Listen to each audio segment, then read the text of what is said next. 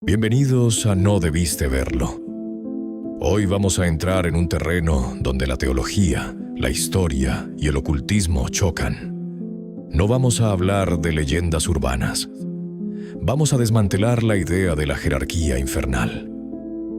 ¿Es el infierno una burocracia organizada con reyes y duques, o es el caos absoluto? A lo largo de la historia, hombres, santos y ocultistas han intentado poner orden en el abismo. Han escrito manuales y clasificado entidades. Hoy revisaremos fuentes verificables, el Ars Goetia, el Dictionnaire Infernal y la experiencia de expertos como el padre Gabriele Amort. Prepárate, porque lo que vas a ver no es ficción. Es la historia de cómo la humanidad intentó organizar el mal para poder entenderlo. Para entender la jerarquía, debemos entender por qué los humanos necesitamos clasificar. En el siglo XVII, el Lemegeton, específicamente el Ars Goetia, se convirtió en el libro más buscado. Prometía control. La jerarquía goética no es una jerarquía natural. Es un espejo de la sociedad feudal europea. Los demonios tienen rangos, reyes, duques, príncipes, marqueses. El rey exige tributo. El duque ejecuta la voluntad del rey. Si estos seres reflejan nuestra sociedad, ¿qué estamos invocando? ¿A un ser espiritual o a una construcción psicológica de nuestras propias estructuras de poder? Estamos ante un fenómeno de proyección humana sobre lo desconocido. El sistema de Peter Binsfeld, de 1589, propone que cada demonio principal está vinculado a un pecado capital. Esto es teología moral pura. Primero, Lucifer, la soberbia, el deseo de ser como Dios. En la tradición religiosa cristiana y la teología popular, Lucifer es ampliamente conocido como el ángel caído que se rebeló contra Dios y fue expulsado del cielo, convirtiéndose en Satanás o el diablo. Sin embargo, el origen y el significado de este nombre son complejos y han evolucionado a lo largo de los siglos. Es importante distinguir entre las interpretaciones teológicas posteriores y el uso del término en los textos sagrados originales. Segundo, Mamón, la avaricia, el apego a lo material. La sombra de la avaricia. ¿Quién es Mamón? Más que un ser con una forma física definida en las escrituras antiguas, Mamón representa el peso del deseo humano por lo material. Su transformación de una palabra que designaba bienes a la figura de un demonio es en esencia una advertencia sobre la corrupción del espíritu a través de la codicia. En la literatura, su papel más icónico se encuentra en El paraíso perdido de John Milton. Allí, Mamón es descrito como un ángel caído, que incluso en el infierno no puede dejar de mirar hacia el suelo para admirar el oro y las riquezas que hay en las profundidades. Esta imagen es poderosa. Define a Mamón no como una fuerza destructiva que busca el caos, sino como una fuerza seductora que busca la posesión. Mamón es el recordatorio de que la riqueza, cuando se convierte en el fin último de la existencia, termina por esclavizar al individuo. Él es el patrón de aquellos que miden su valor a través de sus posesiones y cuya visión del mundo está limitada por la ganancia inmediata.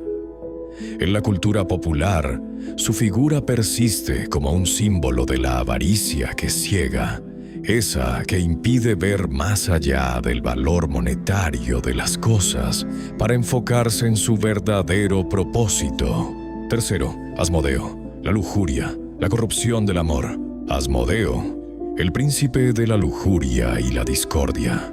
Asmodeo, o Asmodai, es una de las figuras más prominentes y antiguas en la demonología occidental. A diferencia de otras entidades asociadas puramente con la riqueza, él es conocido principalmente por encarnar pasiones humanas intensas y destructivas. Características principales. Patrón de la lujuria. Es considerado el principal instigador de la lujuria y los deseos carnales incontrolados, a menudo asociado con la ruina de los matrimonios y la seducción. Rey de los demonios. En diversos textos ocultistas, como el Ars Goetia, se le clasifica como un rey del infierno, a menudo descrito con 3 cabezas, toro, hombre y carnero, y montado sobre un dragón, lo que simboliza su naturaleza cambiante y dominante. Jugador y agitador. Más allá del deseo, también se le vincula con el juego de azar, el vicio y la discordia social, siendo responsable de causar peleas entre parejas y comunidades. Origen y leyendas.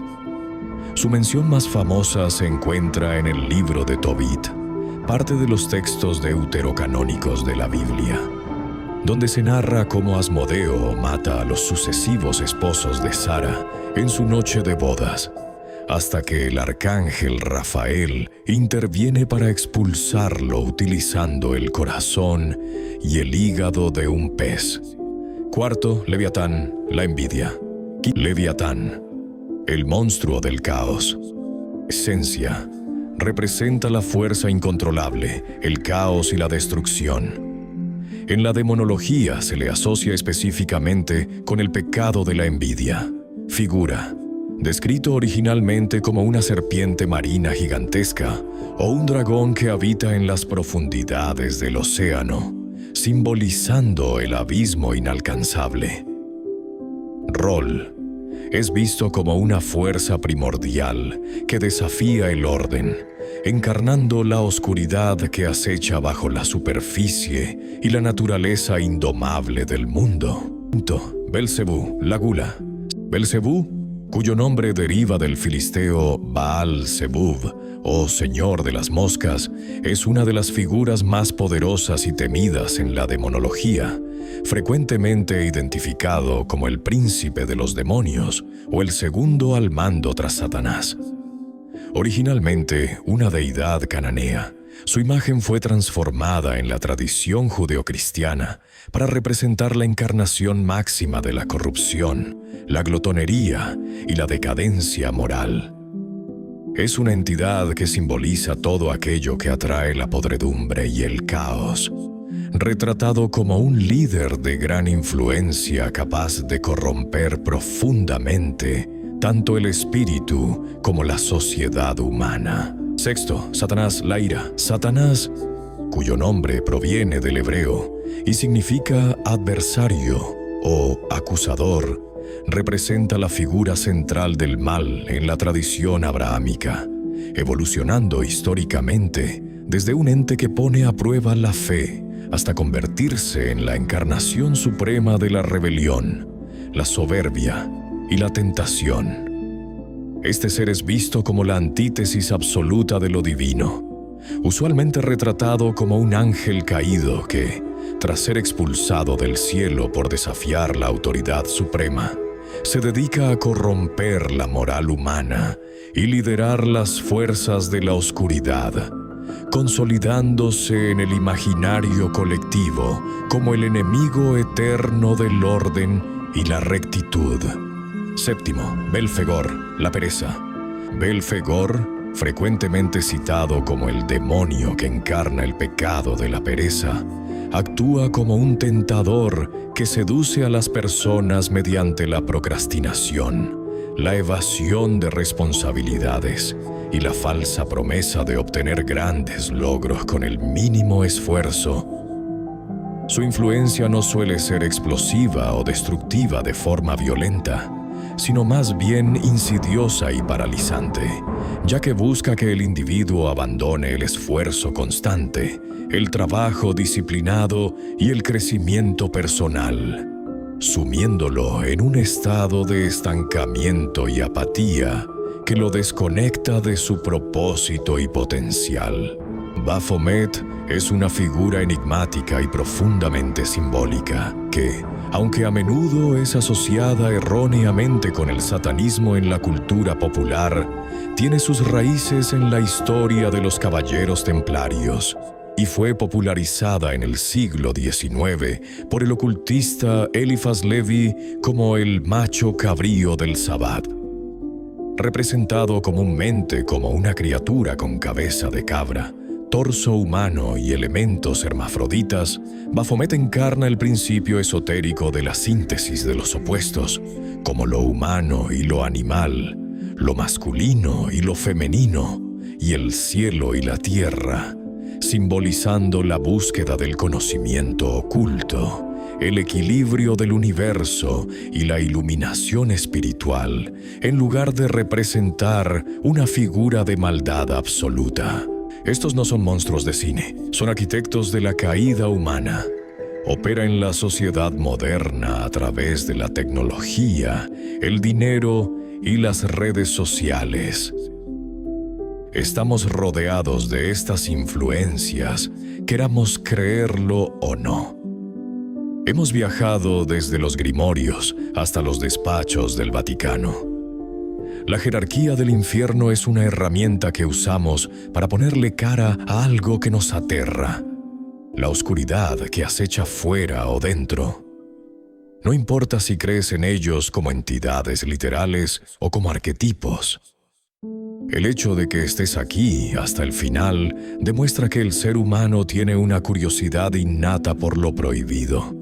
Gracias por acompañarme en este análisis. Suscríbete a No Debiste Verlo si valoras la información. A veces buscar respuestas en el abismo hace que el abismo te devuelva la mirada.